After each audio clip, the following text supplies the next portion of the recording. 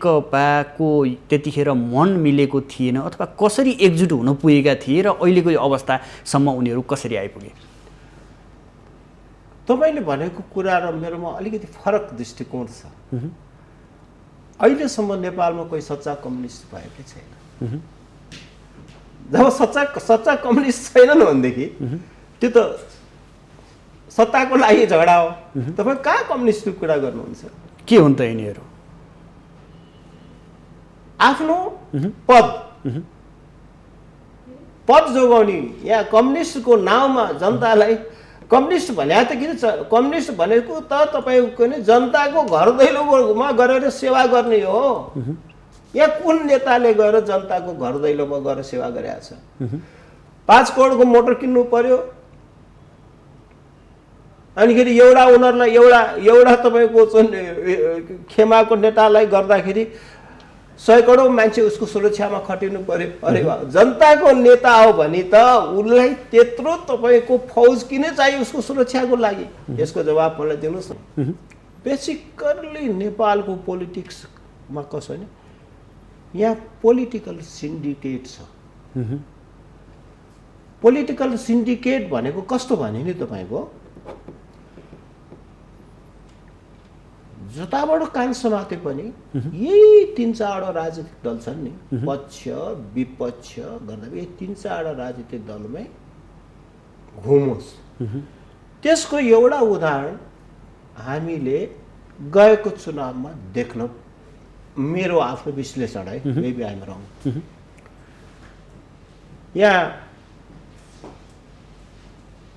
त्यहाँ चाहिँ सायद रविन्द्र मिश्र उठ्नु भएको थियो क्यारे साझा पार्टीबाट। अनि यताबाट प्रकाश मानसिंह, अनि अर्को चाहिँ राजन भट्टराई हो कि काठमाडौँभित्रबाट उठ्दै गर्दा राजन भट्टराई जस्तो मलाई लाग्छ।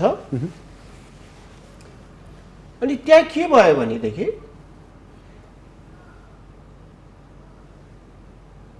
रविन्द्र मिश्रले जित्न सक्ने सम्भावना देख्ने भएपछि अन्डर पोलिटिकल सिन्डिकेट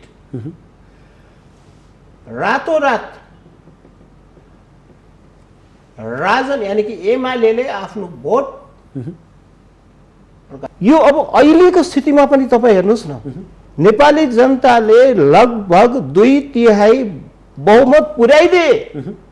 5 वर्ष मजासँग काम गर्छ, 3 वर्ष यिनीहरूले लडाई झगडामा बिताइदिए। त्यहाँ जनताको कुनै सरोकार छैन। आन्तरिक द्वन्द्व भनेको नि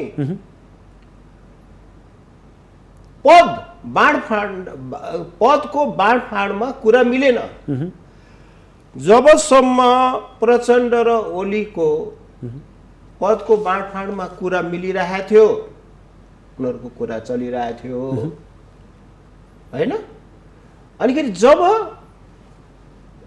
अब प्रचण्ड त अब प्रधानमन्त्री नभएको हुनाले उसको हातमा त केही छैन। त्यसकारण प्रचण्डको कुरा चाहिँ नि प्रचण्डले जुन मान्छेलाई काहीँ नियुक्ति सियुक्ति गरिदिनु यताउति भनेको थियो होला, उनी मानेनन् होला। नमानेपछि एउटा विद्रोहको सुरुवात भयो। यो तपाईँको वास्तविकता। मैले पोलिटिकल सिन्डिकेटको कुरा गरेको थिएँ। मान्नुहोस् नमान्नुहोस्, पूर्व राजा ज्ञानेन्द्र पनि यो मुलुकको एउटा राजनीतिक शक्तिमा पर्दछ। तर अहिलेसम्म अन्डर पोलिटिकल सिन्डिकेटको कारणलाई कुनै पनि राजनीतिक परिदृश्यमा आउन दिएको छैन। यो परिणाम हो राप्रपाको आन्दोलन यो होइन। फेरि अर्को कुरा गजब हेर्नुहोस्, राप्रपा भनेको फेरि त्यो नेपालमा जुन भन्नुहोस् राजतन्त्र चाहनेहरूको लागि म मान्दिनँ। यो कमल थापाको समूह त्यो जुन छ नि त्यो स्वार्थी समूह हो। देखिहाल्नु भयो 25वटा सिट भएको मान्छे जुन कमल थापा कुन चाहिँ प्रधानमन्त्री हुँदाखेरि उहाँ मन्त्री भएन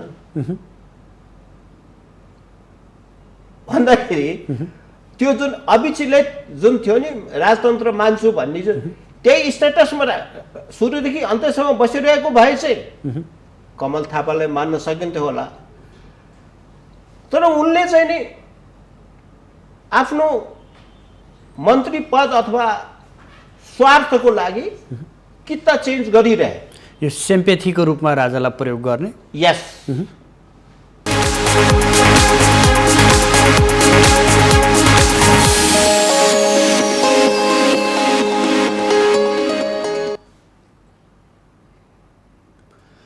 जनादेशकी पुनर्स्थापना विशेष कार्यक्रममा यहाँहरूलाई हार्दिक स्वागत छ। म सुदर्शन आचार्य।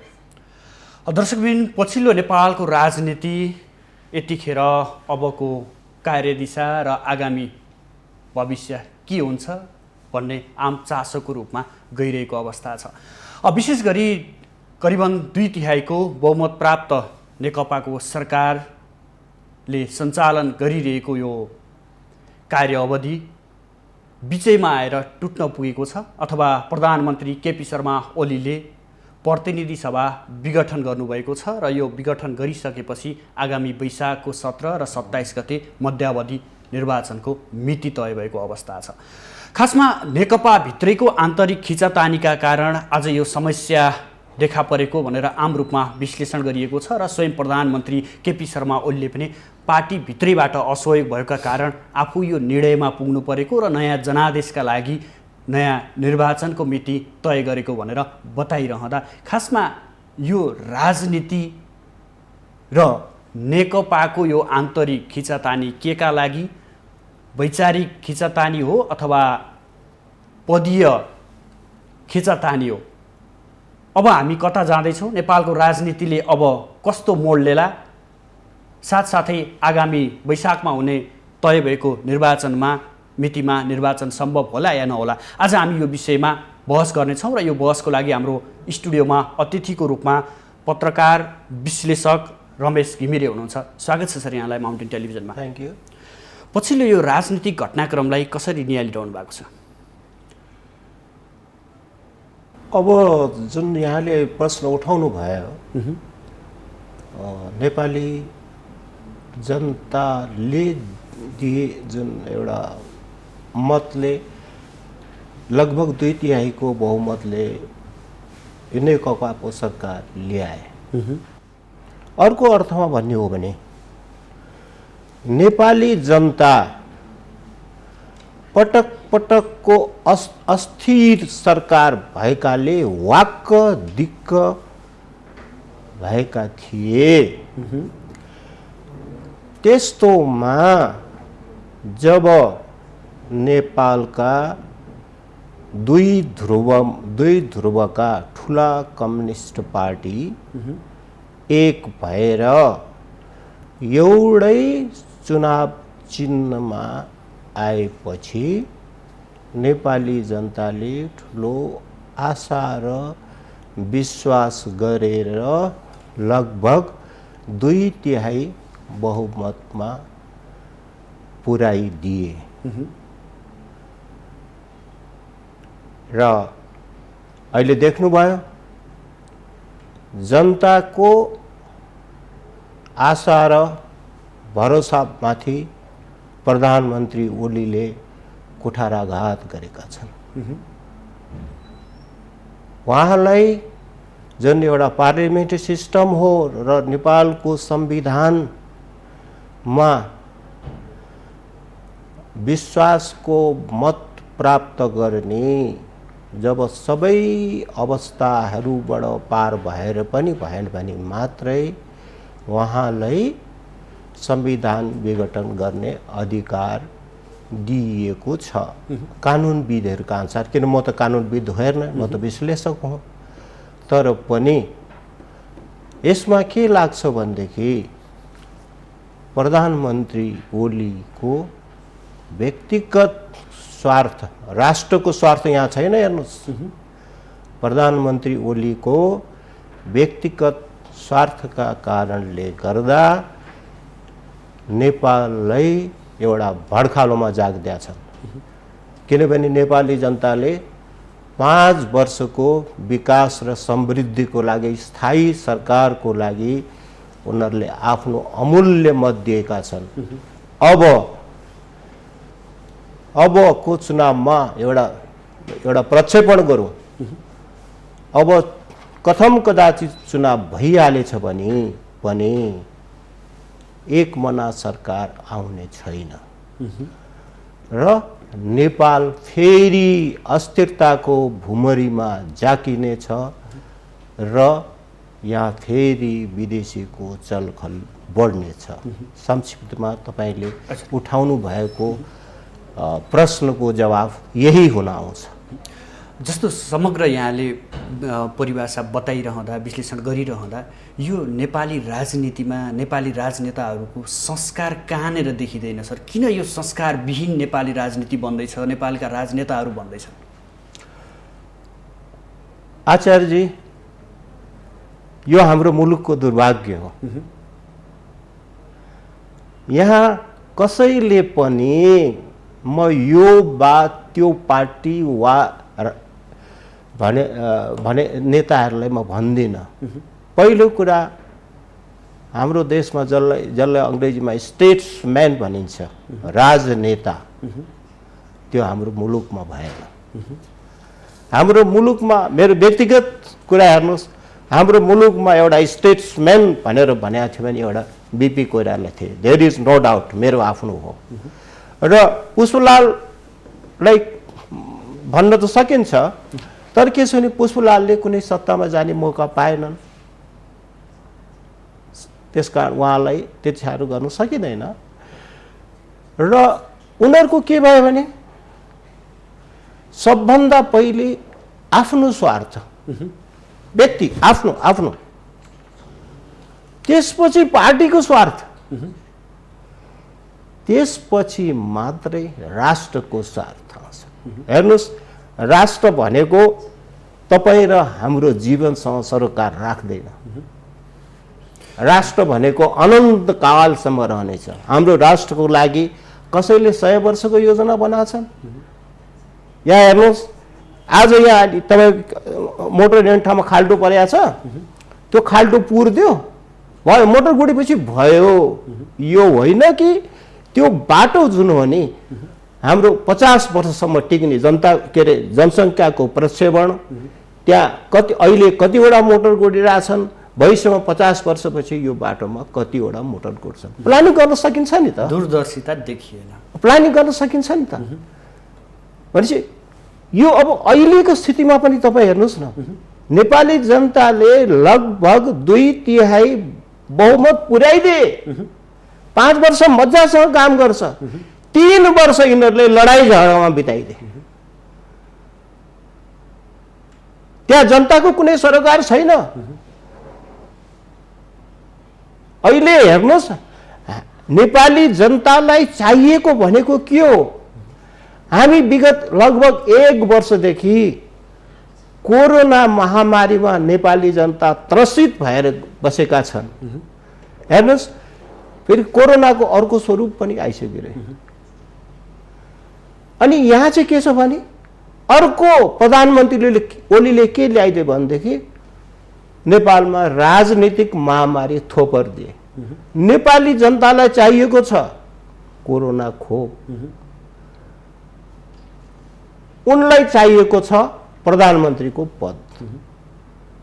अहिलेसम्म हेर्नुहोस् आचार्यजी, अहिलेसम्म हाम्रो छिमेकीमा पनि खोप लाउन सुरु गरियो कोभिडको।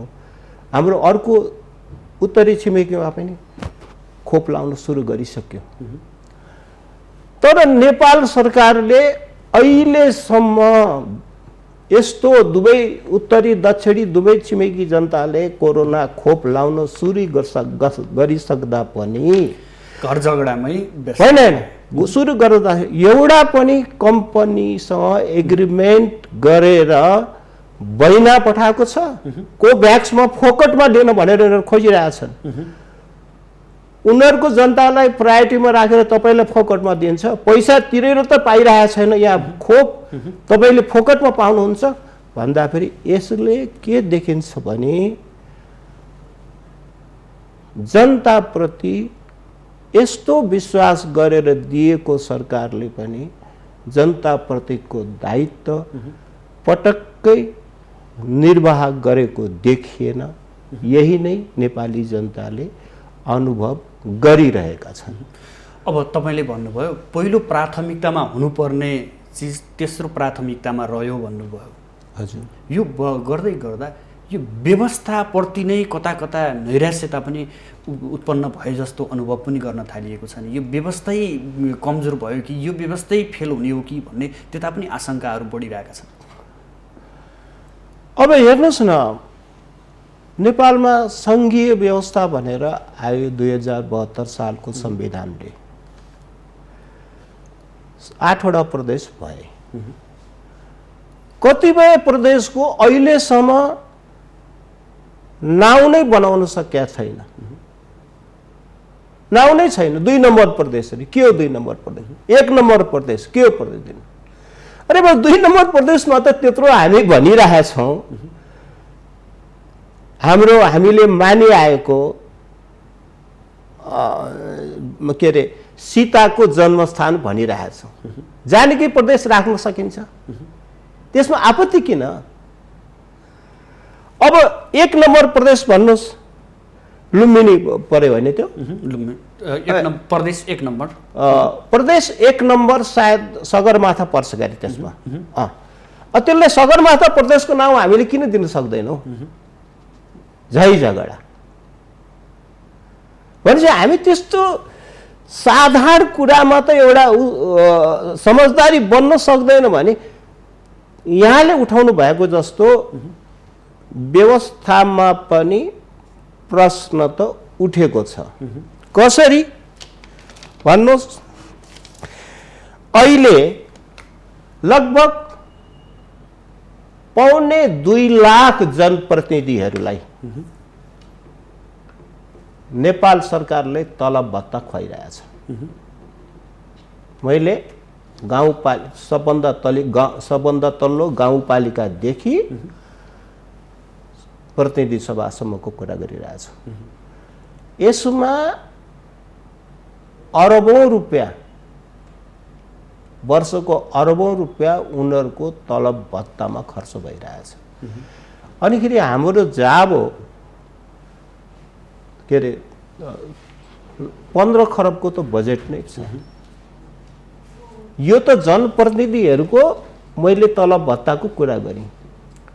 राष्ट्र सेवकहरूको तलब भत्ता पनि जोड्ने भएर त त्यो कति जान्छ हिसाब गर्छ। अब यसमा के छ भने आई एम नट इकोनोमिस्ट, मैले एउटा प्रक्षेपणको हिसाबले मैले भनिदिएको। अर्थात् जुन राष्ट्रको बजेटको अधिकांश भाग विकास निर्माणमा लगाएर नेपाली जनतालाई समृद्ध र उनीहरूको जीवनलाई सुखमय बनाउनु पर्नेमा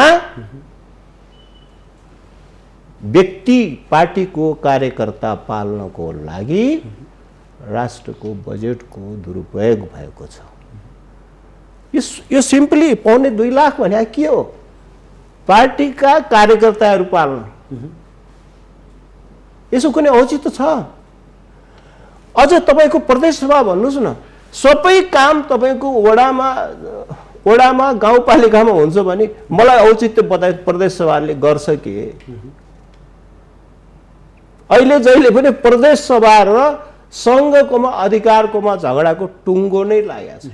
यो माटो सुहाउँदो देश सुहाउँदो भएन भन्ने आशय चाहिँ तपाईँको देखियो? होइन, सिम्पली जब 3 करोडको पपुलेसन छ, यसमा तपाईँको खाली तलब भत्ता खुवाएर प्रशासनिक खर्चमा तपाईँको राष्ट्रको ढुकुटी रीतिहरू तपाईँले देशलाई कसरी अगाडि बढाउनुहुन्छ? मलाई त्यसको जवाब दिनुहोस्। अब नेकपा भित्रैको कुरा गरौँ। हजुर, नेकपा यो स्पष्ट 2 धारमा देखियो।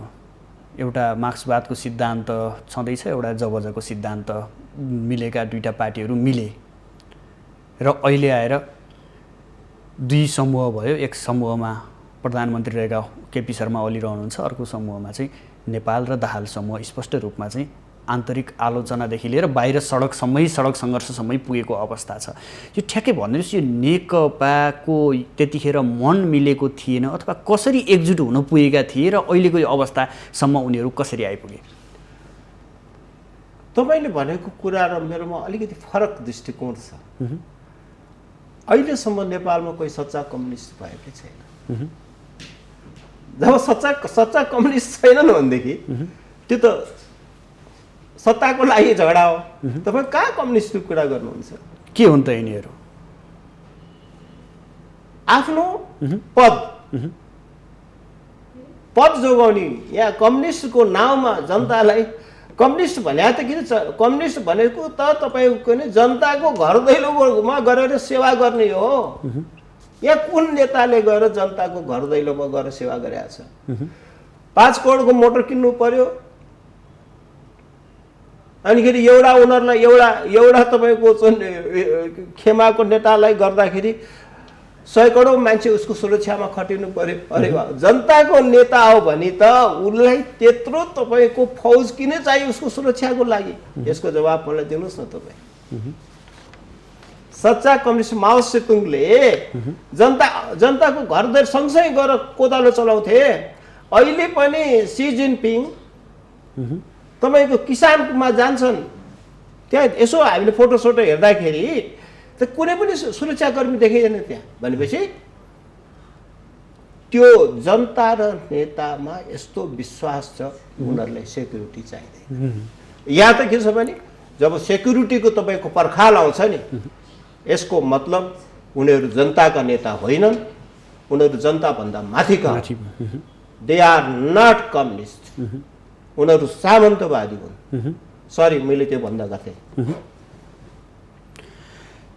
यो नेकपाको फुटको कुरा म गर्दै थिएँ, नेकपाको ध्रुवीकरणको कुरा। हजुर, यो के देख्नुहुन्छ? यो जुन जुटेको थियो अहिले स्पष्ट रूपमा छरपष्टै भएको छ, यिनीहरूलाई कसरी विश्लेषण गरिरहनु भएको छ? यो शीर्ष नेतादेखि तल्लो लेभलको नेतासम्मको यो नेकपाभित्रको आन्तरिक द्वन्द्वलाई चाहिँ यहाँले कसरी हेरिरहनु भएको छ? मैले अहिले भने नि त, यो आन्तरिक द्वन्द्व भनेको नि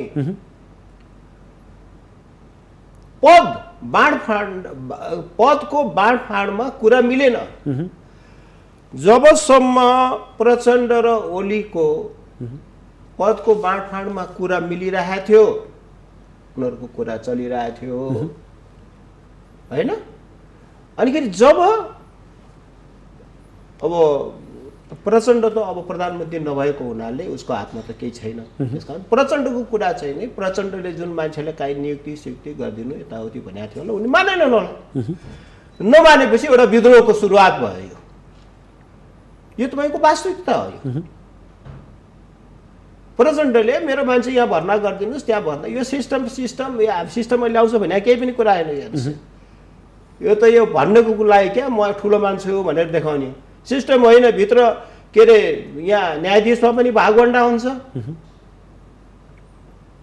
अख्तियारमा भागवण्डा छ। संवैधानिक निकायमै बाँडीचुडी खाउँ होइन। प्रेम कुमार राई बारे तपाईँको एउटा पत्रिकाले उनले गरेको बारेमा फेरिस्ट नै निकाल्थ्यो नि त।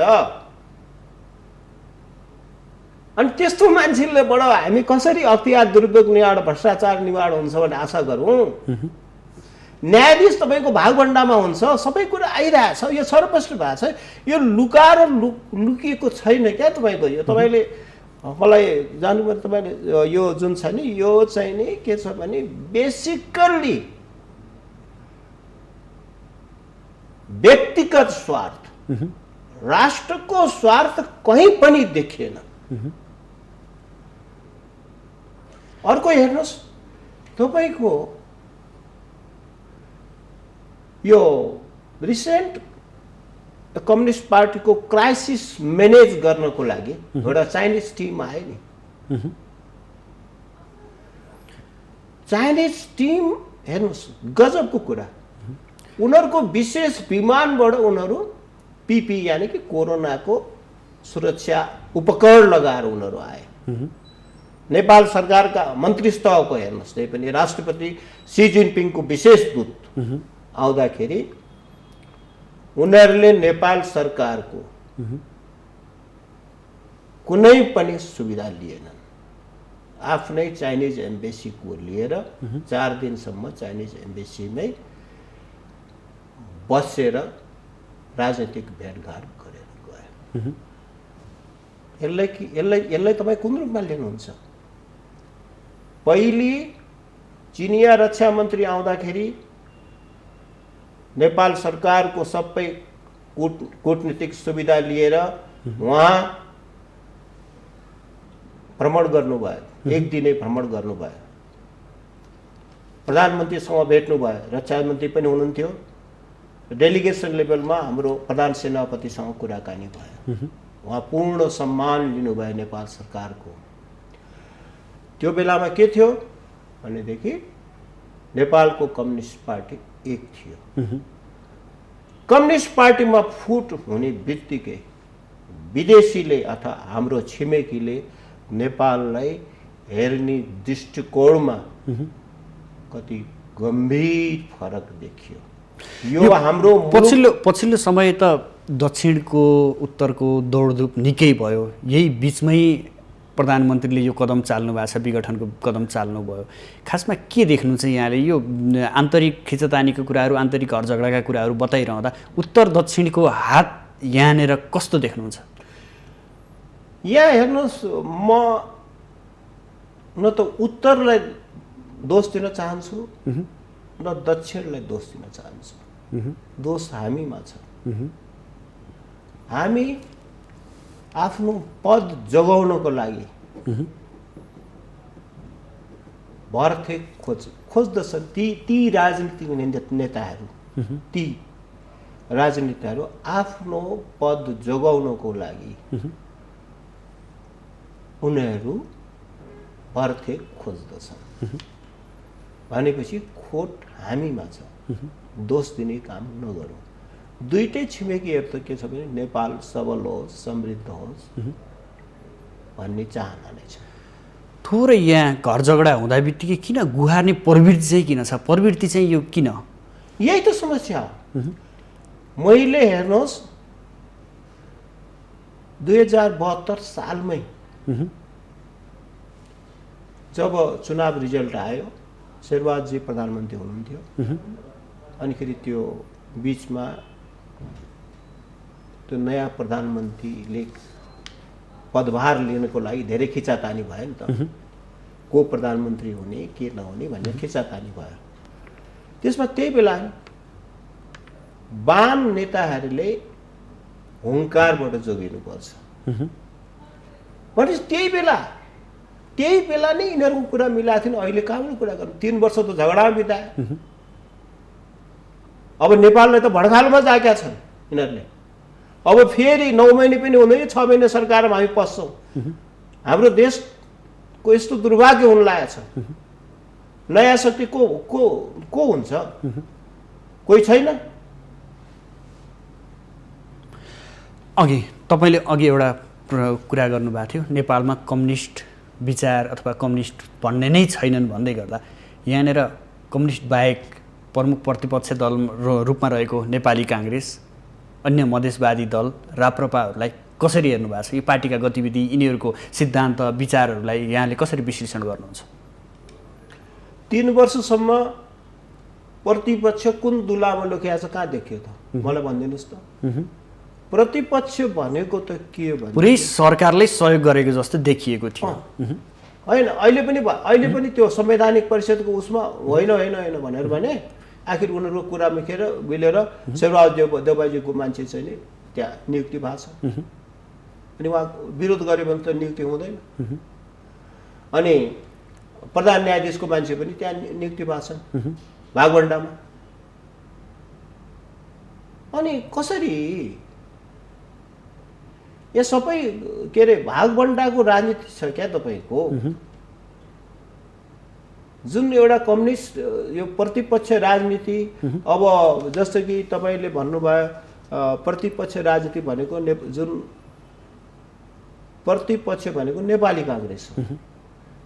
प्रतिपक्षको भूमिका त्यस्तो सबल हुनुपर्छ। सरकारले गलत बाटो गर्यो भने तैँले गलत बाटो गरिस् है भनेर सडक र सदन तताउन सक्नु पर्थ्यो। यो 3 वर्षको अवधिमा हामीले देख्यौँ। अहिले जुन प्रधानमन्त्रीले ओलीले आफ्नो निहित स्वार्थको लागि जुन असंवैधानिक कदम उठाए, त्यसको विरोधमा त उहाँ उठाउन तयार हुनुहुन्न भने प्रतिपक्ष कहाँ गयो? प्रतिपक्ष पनि के छ भने यो बेसिकल्ली मैले यसलाई कसरी भागभण्डामा मिलिरहेको छ होइन, यसलाई आचार्यले यसरी हेर्नु। बेसिकल्ली नेपालको पोलिटिक्समा कसो भने यहाँ पोलिटिकल सिन्डिकेट छ। पोलिटिकल सिन्डिकेट भनेको कस्तो भने नि तपाईँको जताबाट कान समाते पनि यही 3-4 राजनीतिक दल छन् नि, पक्ष विपक्ष गर्दा यही 3-4 राजनीतिक दलमै घुमोस्। त्यसको एउटा उदाहरण हामीले गएको चुनावमा देख्न, मेरो आफ्नो विश्लेषण है, मेबी आइम रङ,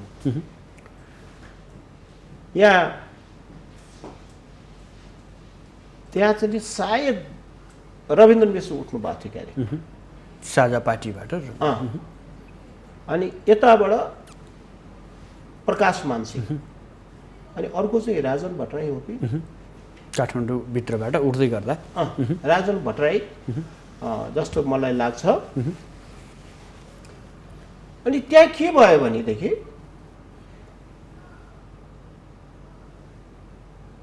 रविन्द्र मिश्रले जित्न सक्ने सम्भावना देख्ने भएपछि अन्डर पोलिटिकल सिन्डिकेट रातोरात राजन यानि कि एमाले आफ्नो भोट प्रकाश मानसिंहलाई खसाल्दियो। किनभने रविन्द्र मिश्र पत्रकार मान्छे, टाटो बाटो, यसले पार्लियामेन्टमा बोलेर हामीलाई आछु पारिदिन्छ र उनीहरूको भनेर त्यो अन्डर पोलिटिकल सिन्डिकेट अन्तर्गत यो तपाईँले नयाँ खुलासा गर्दै हुनुहुन्छ। यो त हेर्नुहोस् न, त्यति गर्दै पनि आई थिङ्क अन्डर 1000 भोटमा मात्रै रविन्द्र मिश्र हारेको।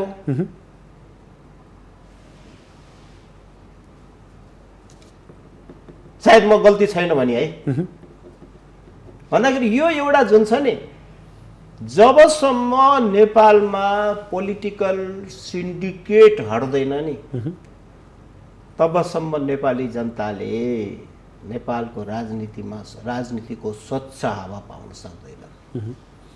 यो तपाईँले बताइरहँदा पछिल्लो समय सडकमा राजावादीहरू पनि अलि बाक्लो रूपमा देखिन थालेका छन् नि। अब यसमा त के छ भने नि, अब यसमा अलिकति आफ्नै किसिमको मेरो ऊ छ। अब हाम्रो मुलुक जुन थियो नि, हिन्दू राष्ट्र थियो, हिन्दू राष्ट्र नाउँमा थियो। त्यहाँ हिन्दू राष्ट्र हुँदै तपाईँहरूले इस्लाम धर्मावलम्बीले पनि आफ्नै किसिमले गरेर मस्जिदमा प्रार्थना गर्न पाइ नै रहेका थिए, कुनै भेदभाव थिएन। होइन, क्रिस्चियनहरूले पनि चर्चमा गरिरहेथे, हिन्दू गरिरहेको थिएन।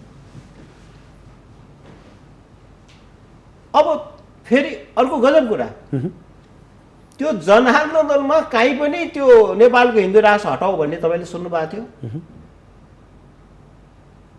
त्यस्तै धर्मनिरपेक्षको बारेमा पनि कुनै कुरा जनआन्दोलनमा थिएन। जनआन्दोलनमा त गणतन्त्रको कुरा थियो, गणतन्त्र भयो। अब रातोरात कहाँबाट आयो? कहाँबाट रातोरात?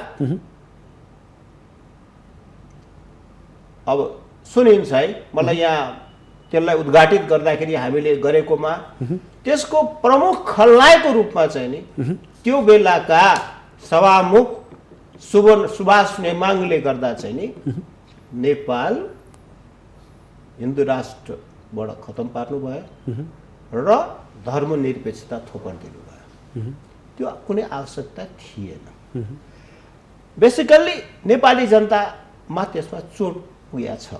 म त्यो विश्वास मान्दिनँ। अनावश्यक जुन नन इस्युलाई इस्यु बनाइयो। अनिखेरि अहिले त जुन राजनीतिक भद्रगोलको अवस्था छ, त्यस अवस्थामा त हरेकले आफ्नो आफ्नो डम्फु त बजाउँछन्। अवसर खोज्न थालियो यही मौकालाई। अब तपाईँ मान्नुहोस् नमान्नुहोस्, मैले पोलिटिकल सिन्डिकेटको कुरा गरेको थिएँ, मान्नुहोस् नमान्नुहोस्, पूर्व राजा ज्ञानेन्द्र पनि यो मुलुकको एउटा राजनीतिक शक्तिमा पर्दछ। तर अहिलेसम्म अन्डर पोलिटिकल सिन्डिकेटको कारणलाई कुनै पनि राजनीतिक परिदृश्यमा आउन दिएको छैन। त्यसको परिणाम यही हो, नदिएको हुनाले। यो परिणाम हो राप्रपाको आन्दोलन। यो होइन। फेरि अर्को कुरा गजब हेर्नुहोस्, राप्रपा भनेको फेरि त्यो नेपालमा जुन भन्नुहोस् न राजतन्त्र चाहनेहरूको लागि म मान्दिनँ। यो कमल थापाको समूह त्यो जुन छ नि त्यो स्वार्थी समूह हो। देखिहाल्नु भयो 25वटा सिट भएको मान्छे जुन कमल थापा कुन चाहिँ प्रधानमन्त्री हुँदाखेरि उहाँ मन्त्री भएन भन्दाखेरि त्यो जुन अविचलित जुन थियो नि राजतन्त्र मान्छु भन्ने जुन त्यही स्टेटसमा सुरुदेखि अन्त्यसम्म बसिरहेको भए चाहिँ कमल थापालाई मान्न सकिन्थ्यो होला। तर उनले चाहिँ नि आफ्नो मन्त्री पद अथवा स्वार्थको लागि किता चेन्ज गरिरहे। यो सिम्पेथीको रूपमा राजालाई प्रयोग गर्ने। यस, तपाईँ ठिक भन्नुभयो। राजालाई पनि नभनौँ, राजतन्त्रलाई उनले युज गरे। त्यसकारण त्यो राप्रपा जुन छ नि त्यसको आधारमा चाहिँ नि केही होला र नेपाली जनताले त्यसलाई विश्वास गर्लान् भन्ने चाहिँ मलाई लाग्दैन। अहिले फेरि जति पनि पहिले अरू विभिन्न समूहले गरिसकेपछि बल्ल राप्रपा आयो भने फिक्सरमा तपाईँलाई थाहा छ। त्यसो भए राप्रपा टेक्ने लौरो कि समाउने आगो? अलि मैले त्यसलाई बुझिनँ। त्यसलाई जस्तो राप्रपाले राजालाई टेकेर हिँडेको छ अथवा उही समातेर अभिव्यक्तिमा मात्रै हिँडिरहेको हो? राप्रपाले राजालाई प्रयोग गर्न खोजिरहेछ। राजा भन्नाले मैले व्यक्ति भने संस्था राजतन्त्र, तर ऊ त्यसमा सफल हुँदैन। यसमा यो जुन अहिले जुलुसहरू सडकमा आउने जुन छ नि यसमा नेपालको भलो चाहने समूह पनि छन्। मैले त्यो भने तपाईँ जब एउटा डेमोक्रेटिक सिस्टममा जुन छ नि हरेक विचार राख्ने मान्छेहरूलाई सम्मान दिनुपर्छ। त्यो सम्मान तपाईँको दिएको देखिएन अहिलेको डेमोक्रेटिक सिस्टममा। अनि फेरि डेमोक्रेटिक सिस्टममा जब तपाईँले कसैको भोइसलाई दबाउनु खोज्नुहुन्छ भने त्यो भोइस कहाँ आउँछ? अन्तर्गतता सडकमा आउँछ। अहिले भएको त्यही हो। यो पछिल्लो जुन नेकपाको दुई धार पछिको कुरा पनि फेरि जोडौँ यहाँनिर। त्यसपछिका यिनी नेताहरूको टिका टिप्पणीहरू, एक आपसका अभिव्यक्तिहरू कति पाच्य देख्नुहुन्छ यहाँले? कस्तो अभिव्यक्तिहरू दिनुहुन्छ? अभिव्यक्तिहरू विश्लेषण गर्नुभएको छ यहाँले? सार्वजनिक रूपमा अभिव्यक्ति दिइरहेका छन् विभिन्न मिडियाहरू मार्फत, विभिन्न सोसल माध्यममा। उनीहरूका अभिव्यक्ति छन् एक अर्कालाई दोषारोपण गर्ने, जुन शब्दहरू सुन्दाखेरि, शब्दहरू केलाउँदाखेरि यो समाजमा पनि पाच्य हुँदैनन् कि जस्ता शब्दहरू प्रयोग गरिरहेछन्। यसलाई तपाईँले कसरी विश्लेषण गर्नुहुन्छ? यो हेर्नुहोस्, नेपाली राजनीतिको यो दुर्भाग्य हो। किन दुर्भाग्य भनेदेखि नेपाली जनताले यत्रो विश्वास गरेर 2/3 बहुमतको आसपास पुर्याएका त्यत्रा ठुला नेताहरू यत्रो ममको स्थितिमा आउनु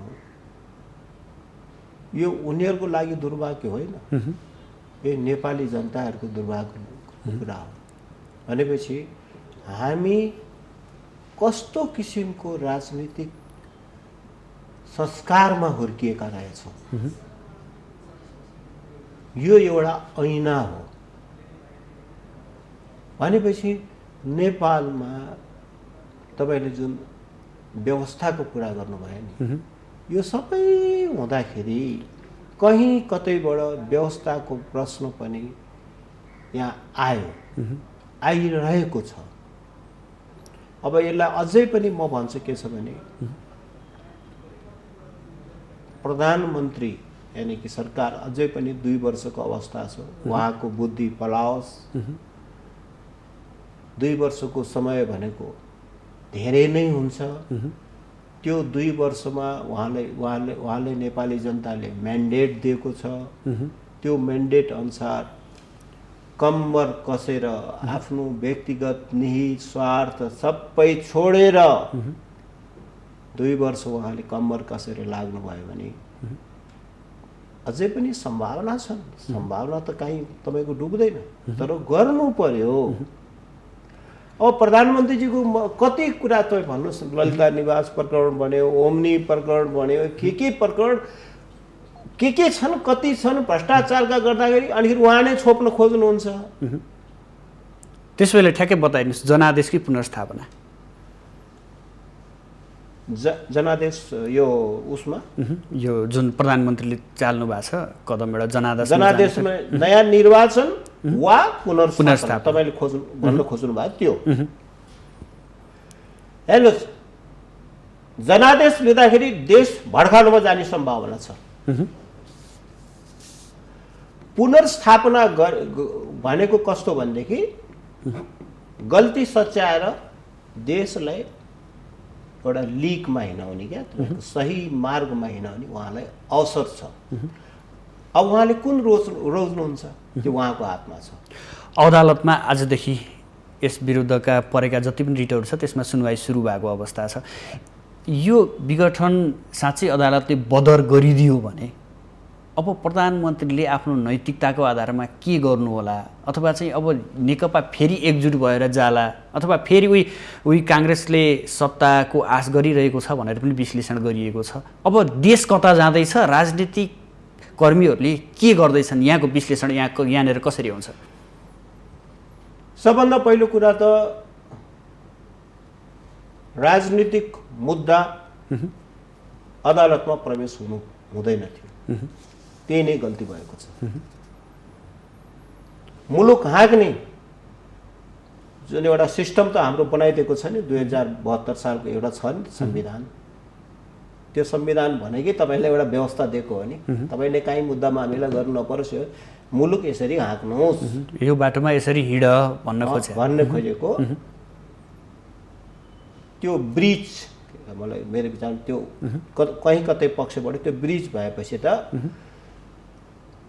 संविधान अनुसार भएन है भनेर कोही मान्छे पनि जानुपर्छ। देशलाई संविधान अनुसार चलाउनको लागि तपाईँ हामी सबैको कर्तव्य हो कि मुलुकलाई संविधानमा चलाउनुपर्छ, नत्र भने अन्तर्राष्ट्रिय जगतमा हाम्रो साख कमजोर हुन्छ।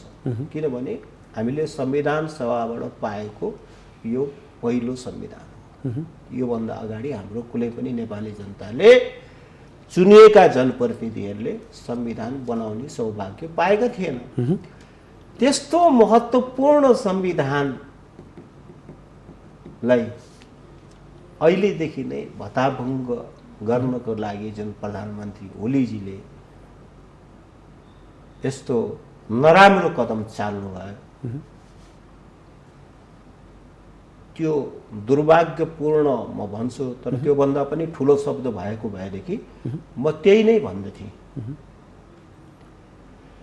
र अब यो सुप्रिम कोर्टको कुराहरू त के छ भने, अब हामी दाजुभाइ छौँ, घर झगडा मिलेन, अनि पाखुरा सुर्केर म तँलाई मुद्दा हालिदिन्छु, अहिलेको सुप्रिम कोर्टको कुरा भनेको त्यही नै हो। अब एकातिर प्रधानमन्त्रीले भनिसक्नु यो पोलिटिकल केस हो, तँलाई तैँले हेर्नै पाउँदैनस् भन्छ। अब त्यहाँ पनि जुडिसियरीमा सोझै हस्तक्षेप गर्नुहुन्छ। अनि अर्को सुनिन्छ, अब फेरि यो सुप्रिम कोर्टको जजहरू पनि अधिकांश प्रधानमन्त्री पक्षका बढी छन्। उहाँको अलिकति एक दुईवटा योभन्दा पहिले भएको छलफलको क्रममा जुन उहाँले भावना व्यक्त गर्नुभएको थियो, त्यसले गर्दा कतै न्यायालयसम्म पनि विश्वास गर्ने आधार रहेन भन्न खोज्नु। त्यो भएन नि त आचार्यजी। त्यो किनभने आफ्नो संस्थाको विश्वसनीयता आफैले जोगाउने हो नि त। अहिले संवैधानिक परिषदमा हाम्रो प्रधान न्यायाधीशले भनेको केही मान्छे नियुक्ति भयो होला, मैले भएको होला र उहाँलाई केही फाइदा होला। तर मैले सुरुमै यहाँलाई के निवेदन गरेका थिएँ भनेदेखि हाम्रो जीवनसँग राष्ट्रको जीवनको सरोकार हुँदैन। राष्ट्रको तपाईँ हामी रहँदैनौँ, तर नेपाल राष्ट्र रहन्छ। चोलेन शमशेरजी जानु होला, तर सर्वोच्च अदालत रहन्छ नि त। त्यसकारण उहाँले न्याय दिनुपर्छ। न्याय भनेको के? संविधान। संविधानको अक्षर र मर्म के भर्न खोजिएको हो त्यो अनुसार उहाँले आफ्नो विवेकले आफ्नो धर्मले यहाँ के तपाईँ के भन्छ भने यहाँ के छ भने तपाईँले केही गलत फैसला गर्न लाग्नु भयो नि तपाईँले आफ्नो हृदयलाई सोध्नुहोस् ठ्याक्क उसले बताइन्छ के अरे यो तैँले गलत तर कहिलेकाहीँ यहाँ भनेको छ नगर अनि भन्दा पनि तपाईँ साइन गरिदिनुहुन्छ भन्दाखेरि ठिक छ। अब हामी निर्वाचनमा जाने भयौँ रे, हजुर अदालतले सदर गर्यो, सम्भावना कतिको देख्नुहुन्छ आगामी वैशाखमा? निर्वाचन मलाई के छ भने निर्वाचन अब 2-3वटा यस्तो कुरा देख्न सकिन्छ। हेर्नुहोस्, सामान्यतया प्रधानमन्त्रीजीले वैशाख भन्दा त अब आइहाल्यो नि, यति कम समयमा उहाँ के अरे त्यो निर्वाचन गराउन उहाँ चाहनुहुन्न होला। यसलाई लम्ब्याएर आफ्नो शासन बढाउने यस्तै इन्ट्रिममा जथाभावी गर्न पाइन्छ नि त। अनि जसरी पनि यो 2 वर्ष लम्ब्याउने अनिखेरि रेगुलर टाइममा गर्ने त्यो हुनसक्छ। त्यसकारण उहाँले भनेको जतिसुकै उहाँले चाहिँ 2 वर्ष हुन्छ निर्वाचन हुन्छ भनेर हुङ्कार गरे पनि त्यो नेपाली जनता त्यो निर्वाचन हुन्छ भनेर विश्वस्त हुने आधार चाहिँ अहिलेसम्म देखिया छैन। अन्तमा उसो भए अबको निकास के, राजनीतिक दलहरू कसरी सुध्रिनु आवश्यक छ, यिनीहरूलाई सुधार्न के गर्नुपर्छ र जनताको जुन जनताले चाहेको विकास समृद्धि छ आफ्नो सानो सानो कुराहरू पनि सम्बोधन भइदियोस्, समस्या समाधान भइदियोस् भनेर जनताले जति अपेक्षा गरेका छन् त्यो अपेक्षासम्म पुग्नको लागि अहिले विद्यमान राजनीतिक दलहरूको सक्षमता कतिको छ र अबको आगामी निकास के हुन सक्छ? यसमा तपाईँले धेरै लामो सोध्नुभयो होइन, यसमा त छोटो जवाब छ। सबैले विचार गर्नु पर्यो, नेपाल राष्ट्रको जीवन लामो छ, हामीले नेपाल राष्ट्रको लागि काम गर्नुपर्छ। किनभने राष्ट्र समृद्ध भयो भने हरेक नेपाली समृद्ध हुन्छ। व्यक्ति समृद्ध भएर नेपाल समृद्ध हुँदैन, पार्टी समृद्ध भएर नेपाल हुँदैन। त्यसकारण लागौँ नेपालको हितको लागि लागौँ, आफ्नो निहित स्वार्थभन्दा माथि उठौँ, नेपाललाई समृद्ध बनाऊ, अगाडि बढाऊ, यति हो। कोही राजनेतै छैन भन्नुभएको छ, नेतृत्व कसले गर्ने, कसरी अगाडि बढ्ने त? अब हेर्नुहोस्, जुन छन् त्यसैबाट काम चलाउनु पर्यो। तर हेर्नुहोस्, समयको त कुरा के भने नि छैन, राजनेता छैन भन्दाखेरि मैले यो भन्नु पनि के छ भने अहिले भएको नेताहरू पनि राजनेता हुन कोसिस गर। तिमीहरू त्यो राजनेता हुन सकिरहेका छैनौ। तिमीहरू राजनेता हुन्थ्यौ भने तिमीहरूले सैकडौँ जनाको फौजको बिचमा तिमीहरू बस्नु पर्दैन थियो। तिमीहरू हिँड न, सडकमा हिँड, यसरी बसमा हिँड, मजाले हिँड होइन। कतिपय देशहरूमा छन् नि तपाईँको राजनेताहरू जान्छन्, जनताको बिचमा भिज्छन्। त्यही दक्षिण, मैले त अब कम्युनिस्ट भन्नुहुन्छ, नामको कम्युनिस्ट हो। चीनबाट हेर्नु न त्यहाँ कस्तो कम्युनिस्ट व्यवस्था, त्यहाँबाट सिके पनि त हुन्छ नि। हस्, कार्यक्रममा आइदिनु भयो, आफ्ना महत्त्वपूर्ण विचार र महत्त्वपूर्ण समय हामीलाई प्रदान गर्नुभयो, यसको लागि तपाईँलाई विशेष धन्यवाद। Thank you. म पनि माउन्टेन टेलिभिजनलाई मलाई यो आफ्नो विचार राख्ने मौका दिनुभयो, त्यसको लागि म धेरै धेरै धन्यवाद व्यक्त गर्दछु। आदरणीय दर्शकबिन, आज हामी खास गरेर नेपालको राजनीतिक अस्थिरता, नेपालको राजनीतिक दलहरूको विचार, यिनीहरूको भूमिका, आगामी कार्यदिशा र नेपालको खासमा उन्नति प्रगति र नेपालको समृद्धिका आधारहरू के बन्न सक्छन्, राजनीतिक दलहरूले कस्तो भूमिका खेल्दैछन् र आगामी दिनमा सचिन के गर्नुपर्छ भन्ने विषयमा केन्द्रित भएर आजको बहस सञ्चालन गऱ्यौँ। र आजको बहसका लागि हाम्रो स्टुडियोमा विश्लेषक पत्रकार रमेश घिमिरे हुनुहुन्थ्यो। भोलि पुनः नयाँ विषयवस्तुका साथ उपस्थित हुनेछौँ। आजलाई भने बिदा दिनुहोस्। नमस्ते।